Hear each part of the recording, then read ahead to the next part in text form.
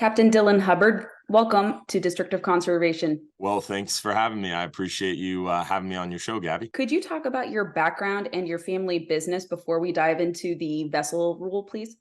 Yeah. So I'm Captain Dylan Hubbard from Hubbard's Marina. We're located in Central West Florida. Our family business has been fishing local waters since 1928. We started from rowboats with cane poles, and now nearly 100 years and four family generations later, we're still hard at it. We really primarily focus on offshore federal waters, prosecuting the fishery over charter boats and multi-passenger party boats.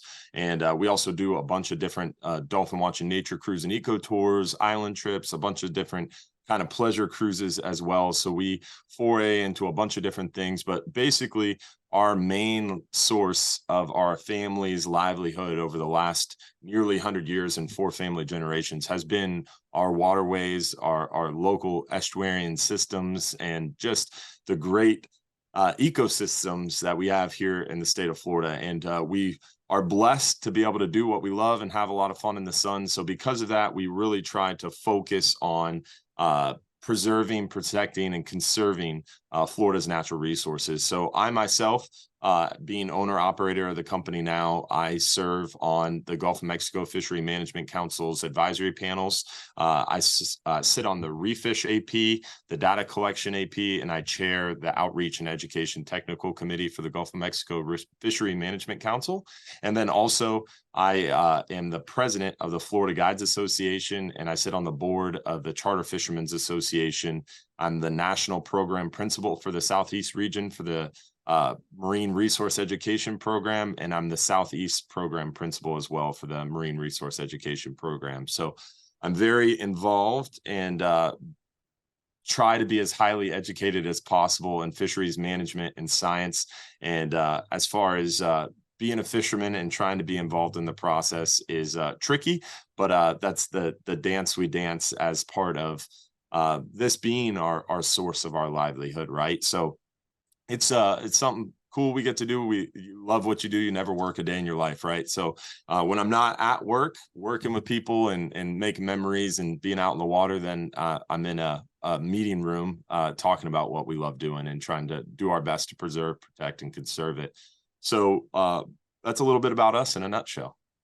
I was reading that I think USA Today and several other publications awarded your operation with several commendations, like the best charter, best party boat.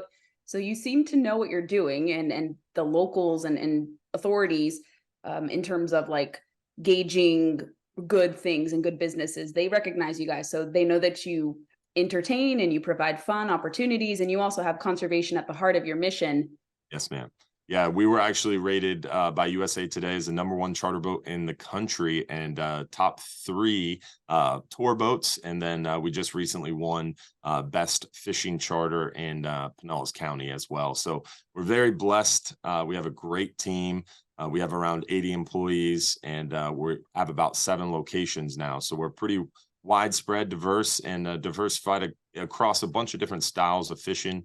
We have a radio show, a TV show, an internet show on Sunday nights. So we are pretty well diversed into media as well. But it's really what we do is getting out there on the water and having a good time and showing people a good time and enjoying our states and our nation's natural resources. So it's, to me, kind of our responsibility to give back and to, in turn, try to do the best we can to serve and protect those natural resources. Obviously, listeners are hearing you say this. They hear that you have been involved in the family business for nearly 100 years. You care about Florida's natural resources. You want to see it in perpetuity and continue. Yet you are very concerned that you won't be able to provide entertainment. You won't be able to do the conservation work with this new proposed Department of Commerce, and specifically the NOAA Fisheries rule relating to vessel speed. For listeners who don't know, this has been a rule that we've been seeing here on the Atlantic Ocean side. It's similarly strenuous, but the Gulf of Mexico rule that I've seen, and I think you agree, Captain Hubbard, this rule I think even is more strenuous and even unreasonable than what I've seen the Atlantic rule being in terms of the proposal there. And I think the finalization is coming out. So can you break down this rule and how it will affect your livelihood and prevent you from offering these entertainment services, from practicing conservation, being involved in stakeholder relations? Yeah, I mean, I think the biggest concern is just the way this petition came about and its timing, and it was honestly just really poorly written, and it was a poor execution and really mismanaged by NOAA Fisheries ultimately as well. The stakeholder groups that would be affected were never engaged in this process. The recreational boating industry was never able to be a part of the right whale workshops when they were coming into play. Or the Rice's whale workshops when they were coming into play. And the biggest thing here is you got to remember Rice's whales just got their own designation recently. They were listed under the Endangered Species Act in 2019 as a subspecies of Brutus whale in the Gulf of Mexico. It's just now in the last 2 or 3 years that they started calling them Rice's whales, and they still don't have critical habitat designation in the Gulf of Mexico. So NOAA Fisheries NOAA hasn't even defined an area of critical habitat. There was a recent study that just got completed that was trying to define the sounds or the calls of these whales. And they were actually doing research across the Gulf of Mexico. And in 5 locations, they found those Rice's whale calls. And 3 of those 5 locations were in the western Gulf of Mexico. And this vessel slowdown zone is only in the eastern Gulf. And it's very clear that this petition was filed too early without any information, really. The study on the acoustics of the Rice's whales just got completed. There was just a recent study done on the prey, the preferred prey items of the Rice's whale. And then they're still working on a study right now that's trying to define and really look hard at the area in which the Rice's whale is going to be most commonly found. And no one from NOAA to research scientists have really defined clearly an area in which Rice's whales kind of live. So how can we go about implementing such draconian measures without the right information to know where these whales are? Plus, on top of that, the biggest concern is in the ESA, the Endangered Species Act, there was a decree kind of put out about the different harmful effects that could potentially harm a Rice's whale. And vessel strikes was extremely low on that list. The number one thing that could harm Rice's whales was oil and gas exploration in the Gulf of Mexico. Between 2011 and 2013, there was 46 oil spills in the Gulf of Mexico, and Deepwater Horizon oil spill alone is potentially, according to science, responsible for lowering the population of Rice's whales by 22%. There's only been 2 supposed vessel strikes ever in the Gulf of Mexico, and really only 1 was proven. So the entire population of Rice's whales was lowered 22%. And the recent stock assessment said, and I quote, that they might not ever be able to recover from that Deepwater Horizon spill as a population. But this petition is only talking about vessel speed, which doesn't make any sense, that they totally left out one of the biggest causes and harms to Rice's whale, which is oil and gas exploration and potentially oil and gas spills.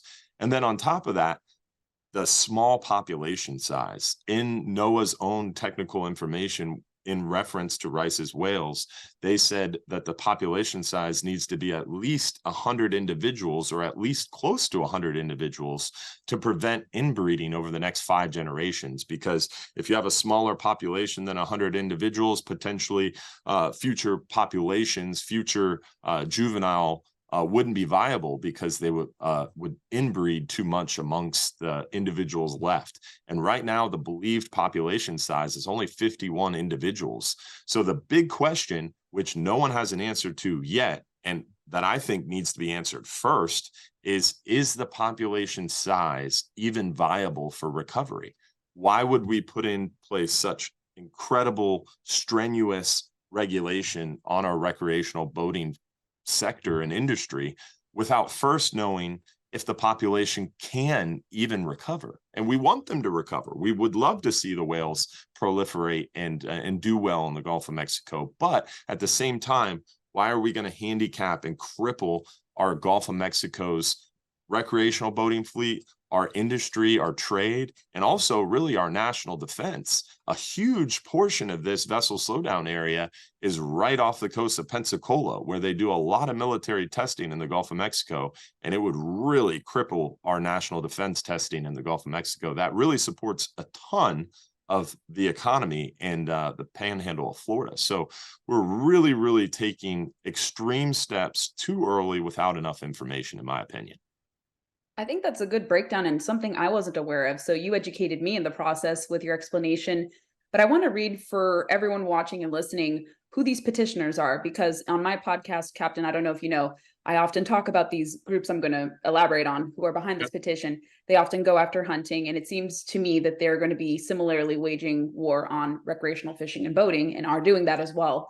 And Yes. these petitioners, there are like 5 or 6 of them. There's the Natural Resources Defense Council, Healthy Gulf. I'm not too familiar with that, but I know NRDC, Center for Biological Diversity, Defenders of Wildlife, Earth Justice, and the New England Aquarium. So New England Aquarium has no jurisdiction over the Gulf of Mexico when you come to think of it. And this was issued on May 11th of 2021, so very immediately after we got a new administration. And I want to read quickly what the 5 stipulations of this rule would be, and then I'll have you respond to that. So they say, through the proposed vessel slowdown zone, if it were to be enacted by NOAA Fisheries after July 6th, they say that all vessel operators must avoid transiting through the vessel slowdown zone at night. There must be a minimum separation distance of 500 meters from Gulf of Mexico whales. If a whale is observed but cannot be confirmed as a species other than a Gulf of Mexico whale, the vessel operator must assume that the Gulf of Mexico whale, it is a Gulf of Mexico whale, and take appropriate action of avoidance, which I think people already do. You don't need an additional rule to do that. Visual observers, this is really kind of concerning to me too, must monitor the vessel strike avoidance area, the 500-meter zone that they're proposing, and they can either be third-party observers or crew members, but crew members responsible for these duties must be provided sufficient training to distinguish aquatic species to broad taxonomic groups, yada yada. Fourth, all vessels 65 feet or greater must have a functioning automatic identification system on board, operating all times as required by the Coast Guard. If the vessel does not require it or is less than 65 feet in length, AIS is strongly encouraged. Vessels that lack it must provide the vessel's name and call to NOAA Fisheries and notify NOAA Fisheries when they are transiting through the vessel slowdown area. And if a vessel operates in violation of these conditions, the operator must report the noncompliance to NOAA Fisheries within 24 hours. So, Captain, break down those stipulations for me if you can. Why are those concerning to you and others? It's not concerning. It's just blatantly illogical. There's no structure in NOAA Fisheries to be able to handle this. And vessels under 65 feet don't have to have AIS, and no one will. And none of the recreational fleet, even for hire, don't have to have vessel monitoring systems or VMS. So there's no way to tell what boats are going what speed in this area. And it's impossible for NOAA Fisheries to expect to be able to handle the volume of calls they would receive. Now, this area, this vessel slowdown area, is 100 to 400 meters, which I'm not great with the imperial system, so I looked it up. It's about 320 feet to 1,300 feet. So that is pretty deep. Off of central West Florida, where I'm located in Tampa Bay, we get out to 350 foot, 400 foot. We would enter this area and be affected by it in our area, but you have to go pretty far off of central West Florida to get there. But this extends up into the northern Gulf, where it gets much deeper, much faster. And off of Pensacola, Destin, that area, this would be a huge detriment to the western panhandle of Florida, and they would really be severely impacted, and the number of vessels transiting that area would just be incredible. NOAA Fisheries doesn't have the logistics to be able to handle those phone calls. This would be a huge detriment to NOAA Fisheries in an already strenuous environment where they're underfunded and their budget is maxed out. It would cripple NOAA Fisheries to be able to handle that volume of calls. So that's totally impossible. And then B, vessel safety. Vessel safety is a huge concern with this. Let's say they were able to handle the volume of calls, even though they're not. Let's say you go out fishing out of Pensacola and you go through this area and you're offshore, all of a sudden the weather comes up, weather changes, and then you have to get back to shore. But you have to go through this slowdown area. And if you're going slow, the weather's going to catch up to you. It severely impacts safety at sea, which is a huge concern. And then the biggest thing is, if you read the petition, the biggest problem I had was the interchangeable use of the terminology between vessel and ship. If you look at a lot of the research that they were quoting, I believe it was Rose et al., that paper and that research project, they define a ship as a vessel that is more than, I believe, 500 tons, something that drafts more than 8 meters. The largest recreational boat ever, the super yacht that's 150 foot long, is only going to draft maybe 4 meters. Most of our vessels are drafting 6 foot or less. So these are smaller recreational vessels. And in the petition, they assert and basically insinuate that a recreational vessel could strike one of these whales and then not know about it, which is asinine. I mean, the only recorded recreational vessel strike that's ever occurred ever in my lifetime happened over off of the coast of Jacksonville to a right whale. And it was a 54-foot Viking, which is a huge sport fishing vessel. And it struck a baby. It struck a baby and it sunk. The vessel sunk because of the damage to the vessel and the extreme impact. So in the petition, for them to assert that a recreational vessel, which is going to be less than 120 foot, drafting less than 6 foot, for them to assert that one of those vessels could hit one of these whales and not know about it is just absolutely incredibly heinous and unfounded and impossible. I mean, people would get seriously injured. The vessel would be catastrophically damaged and most likely sink. I mean, this is going to be something that makes national news if this occurs. So for them to say that it would be something that goes unnoticed is just a problem with their definition of vessel to ship. A vessel could be any boat. A ship is a very large boat with a huge draft and a huge beam and a lot of water displacement. And yes, they could hit a whale and not know about it. So if you're going to talk about vessel slowdowns and issues with vessel strikes, you really need to be talking specifically about ships. That would be defined as drafting more than 8 meters, more than 500 tons. Then that would be still a huge impact to our trade and our economy and still a huge problem, but it's not going to affect millions of recreational boaters in the Gulf of Mexico. Plus, one more thing on this whole thing that smells fishy and doesn't make any sense. Pardon my pun about smelling fishy, but the fact that this vessel slowdown area is only off the coast of Florida and the Eastern Gulf, whereas there's already been proven to be Rice's whales in the Western Gulf. All oil and gas exploration happens off the coast of Texas, Louisiana, and some into the Eastern Gulf, but not very far. So why are we leaving out all of Texas, all of Louisiana, when we know there's Rice's whales there? Is that only to protect the oil and gas industry, which is, according to the ESA, the biggest potential impact to this population? So it's very strange that the only area that's being affected by this potential proposed vessel slowdown is the Eastern Gulf of Mexico, where there is no oil and gas exploration whatsoever, where the number of ships traversing this area is much lower. If you look at the Port of Houston, if you look at the Mississippi River, coming out of the Mississippi River, ship traffic, now we're talking ships, big ship traffic is much heavier out of the Port of Houston, out of Louisiana. The Port of Tampa doesn't have as heavy ship traffic, and really this whole vessel slowdown area would be more adversely affecting our recreational fishery that in reality has almost zero effect on this population. And it just doesn't make any sense.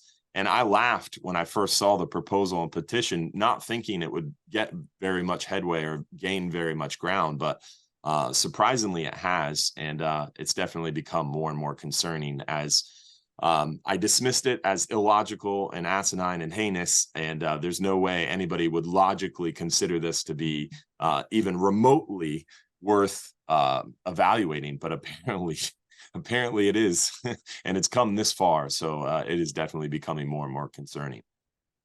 In my opinion, I feel like they just wanted to find a scapegoat. Yes. And I know the oil and gas industry may have some involvement with imperiling the whales, but I don't see any evidence of them wanting to protect them either. But I think in the Yeah. case of Florida, specifically, because I've just noticed patterns, they've shut down red snapper fisheries, they've shut down all these different type of opportunities all across the Gulf, all across the Atlantic, or are attempting to do so. And to me, they're placing the blame on anglers and boaters. They're saying, well, they're ruining it. They're, like you said, they're inventing proximity to whale strikes, even though, as you mentioned, the vessels for recreational boating and angling, they're small compared to cargo ships or to these actual ships that you said Exactly. of big magnitude. And we know that boaters and even fishing operations do not want to entangle with whales, whether it's through netting or through crashing to them, because there are lots of safety hazards when you do. I mean, obviously, you don't want to upset your customers. You don't want to harm the whales. Like, that's not your intention of being a business. Your business, if you're sightseeing too, you want people to see whales. You want them to see marine life. And Yeah. so to me, I don't understand how they continue to find scapegoats in people who care deeply about these marine resources. You want your customers to see them. You want to see them flourish and coexist alongside you. You don't want them to be gone. Why is it that they're targeting anglers and boaters more so than coming to the root causes of it? I honestly have no idea. And that's one of the biggest concerns I have is before we take any steps, let's evaluate if the population can be recovered. That's a big question. And then also, let's evaluate some of these bigger, more obvious causes of mortality to these animals. And let's address some of those first. Let's rank some of these threats to this population before we start making moves to make really, really widespread and honestly unfounded measures and regulations. And then let's involve stakeholder groups. There's so many more technologies that could be used and implemented. The millions of recreational boaters transiting this area, how are you going to enforce that? It's an unenforceable regulation. Someone could be like, well, we should strap AIS systems onto all these boats. But that's a huge burden and a huge financial impact. A much smaller burden, if this population is so small and we're so concerned about it, there's 51 individuals. I mean, we have how many great whites tagged swimming around, and how many websites can you track a great white? Why not be tracking all the Rice's whales in the Gulf of Mexico? It's really easy to put a satellite tag, a real-time satellite tag, and they become much more cost-effective. So I feel like we're wasting a ton of taxpayer resources and a ton of Endangered Species Act resources on a population that may not be recoverable. The researchers in the most recent stock assessment said, and again, I quote, that the population might not be recoverable following that Deepwater Horizon spill. So let's figure that out first. And one of the great ways to do that and start is let's tag these animals and get real-time tracking information. The core designated area that they're working off of to create this vessel slowdown area was based on a research project in which one whale was tagged for 3 days. So they're potentially proposing impacts to a $214 billion industry based on one whale for 3 days. Let's tag a few more whales, folks. Let's do a little bit more research and let's actually find out what these whales eat, find out where they're located, designate a core habitat area, and then let's move forward. And I think one of the easiest things you could do is you could work with the Marine Manufacturers Association and you could tag those whales and have real-time monitoring that I can pull up in the 100 miles from the Gulf of Mexico on my nice Garmin unit. I can overlay where the weather radar is, and I can text my wife at home. It's 2023. We should be able to have a little blip that comes on the radar that says, hey, you're within 500 meters of a whale. That thing's right over here. You need to go this way.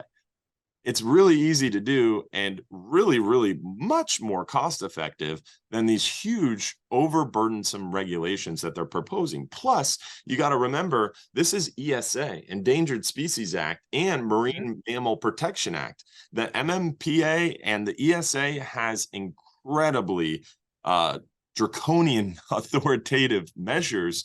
And if you were to be found transiting that area and let's say a storm pops up and you have to all of a sudden change course or go faster and you're caught infracting that area and going above and beyond the regulations, I mean, you're going to be facing some serious penalties.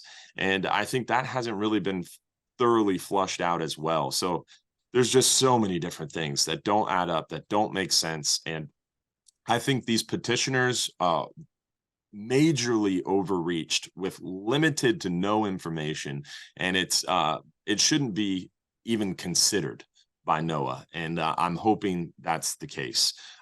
There's many cases in which different stakeholder groups that are vying for power, and over certain issues we might be butting heads. I've never seen an issue bring us closer together than this. Everybody's in agreement. This is silly, and this should not be considered. And I'm hopeful that we can all work together and make that possible, because there's a lot more research that needs to be done. And don't get me wrong, I want to see these whales proliferate. I want to see these whales protected. I hope the species can overcome the hurdles that they face. But at the same time, let's do this in an intelligent way. My biggest thing and my biggest concern is science-based fishery management, whether it's red snapper, whether it's a gag grouper, whether it's an amberjack, a mahi-mahi, a coastal migratory pelagic, a reef fish, or a whale. Before you start implementing these really, really big time regulations that are a widespread spatial and temporal regulation, let's get some research. Let's get some science to back this up. And science-based fishery management is really the future. Again, we talked before, it's 2023. There's all this technology. Let's make sure we're using some of this technology and some of this science that we have available. One of the biggest problems that we face in the Gulf of Mexico is lack of science. There's 8 fishery management councils that manage our nation's fisheries and our natural resources. You have the New England Council, Mid-Atlantic Council, South Atlantic Council, Caribbean Council, Gulf of Mexico. You have West Pacific, South Pacific, North Pacific. And those 8 management bodies are responsible for managing our nation's natural resources. And in the Gulf of Mexico, we share one science center. The Southeast Fisheries Science Center, based in Miami, is responsible for all the stock assessments for the Gulf of Mexico, for South Atlantic, and for the Caribbean. 3 councils share one science center. Plus, that science center is strapped with the burden of also handling highly migratory species and sharks. So it's like they have 5 councils begging them for stock assessments. Why in world does the Gulf of Mexico, with a huge recreational fishery, have to wait 5 years between red snapper stock assessments? There's no reason. We should have more science centers in the Southeast region, and we should have more readily available science to allow us to have better science-based fisheries management. And then on the flip side of that, you look at somewhere like the Pacific, they have 3 science centers for one council. The North Pacific has multiple science centers. They have so much more resources over in the Pacific, where the recreational fishery is almost non-existent. The commercial fishery is dominant there. And the commercial fishery has a lot of fisheries dependent resources of very data-rich fisheries. So their resources aren't as heavily taxed. Whereas in the Southeast region, I mean, we have a huge economic impact from recreational fisheries, yet it's ignored when it comes to fisheries science. And plus, when you look at fisheries science and management, we have a really good management structure. We have a lot of good people that try really hard, but we have a huge burden on our science feeding that management, where it's super underfunded and super taxed and super stretched thin across 5 councils, like I mentioned before. So we have a science that's trying to provide all these great managers as much as they can. We have a lot of great scientists, but they don't have enough resources and funding. Then on the flip side, even if you had tomorrow unlimited science, unlimited budget, we had 1 million science centers for the Gulf of Mexico, and they fund the best science possible, really robust research projects. We get to ecosystem, eco-based fishery management, and we reach the gold standard of science, and we have great management come from that. Look at the enforcement. The fact that we have less than 40 NOAA officers, NOAA federal officers from North Carolina to Brownsville, Texas, and the Caribbean. So you're talking a huge expansive area. There's less than 40. Last time I looked, the number was 33. 33 federal officers from North Carolina to Brownsville, Texas. That's all of the Gulf of Mexico, all of the South Atlantic, all of the Caribbean. You're talking less than 40 people. And then you have the Coast Guard that might enforce some fishery management stuff, but they're also worried about national defense. They have a huge mission, and a very small portion of the Coast Guard's mission is enforcing fishery management stuff. And when they do pull you over, most of the time they don't know the fisheries management stuff anyway. We have to kind of help them along because they have so much other stuff going on. Then you look at the state. The best thing that happened recently was the Joint Enforcement Agreement, or JEA agreement, where the feds funded the state enforcement officers to go into federal waters and enforce federal law. Well, that funding just got cut by like 75%. So now the state officers will not even go into federal waters to enforce federal law. We've been fishing for red snapper since June 1st. We haven't seen, nor heard from, nor been interdicted by any enforcement officers. So for them to try to pass this regulation is just absolutely laughable. They can't enforce the laws they have now. We have a huge lack of science, lack of funding, lack of resources for our science, and our enforcement side of things is laughable as well. It's even worse funded and even less number of people out there on the water. So you can make all the decisions and regulations you want in a vacuum, but it's useless on the water. It's not backed by science, and there's no enforcement. So what are you doing? To me, it seems like they're being guided by animal rights, preservationist environmentalism over true conservation, which requires human input, especially to better the landscape. And that's what these petitioners are often guided by in every lawsuit that they file. They're litigious and they're very frivolous in these lawsuits. I've seen this on the hunting side and a little bit on the fishing side with lead phase outs on onshore. And so it's not surprising to see them engaged here. They're finding scapegoats, not using science, and just largely being guided by emotion. And not to the benefit of the whale either. They're displacing the true conservationists, and then they're also not going to help the whale. They're just going to raise money. They're exploiting the whale's plight just to say, hey, donors, we're protecting the whale. But there's been less than 3% of successful delisting and recovery of these whales. They're just listed in perpetuity with threatened and endangered protections and no enhancement of their status. So to me, it seems like they're exploiting this and they really don't care. And then they're removing people from access and from participation who would want to see the whale, like yourself, benefit in this case. So I want to ask you, as we start to close out, Captain Hubbard, what effect will this have on conservation funding? Because boating and fishing do play a role under the Dingell-Johnson Amendment.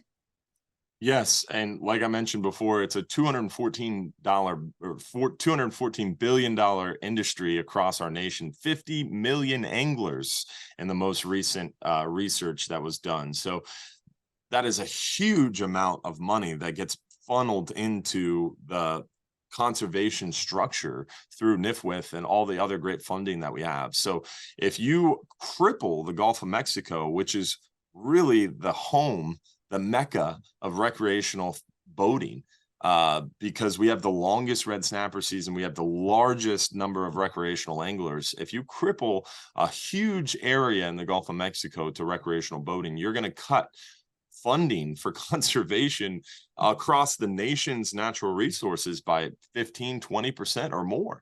And that's a huge concern to many of us who are actually on the ground, who actually care about conservation. You hit the nail on the head with your last comment. I mean, I was in my head cheering for you. It's all about that charismatic megafauna, right? A whale is a great thing to point at and look, hey, this is what we're trying to save today. Pull out your wallet and help us. And that's what these petitioners are all about. And it's very sad to see it come to that, because then everybody gets turned off. Now, the people who might have helped, who might have cared more, are turned off by this whole process. And it's really frustrating to see the perversion of the process for profit. And that's what we're seeing in this petition. How can those outside of the Gulf of Mexico weigh in, help you guys? Because seeing how the rulemaking process is going, this could be implemented within 3 months, 6 months, within a year. The only thing that I could see stopping this potentially would be lawsuits, just given how rulemaking is going. So how can people help you guys, even if they're not directly impacted? Because like I said, the Atlantic Ocean similarly has a vessel rule, 6 months prohibition, lower speed limits. But we still, I think people on the East Coast and even the Pacific and elsewhere, Great Lakes, would also be very concerned. So where would people be best directed to help you guys?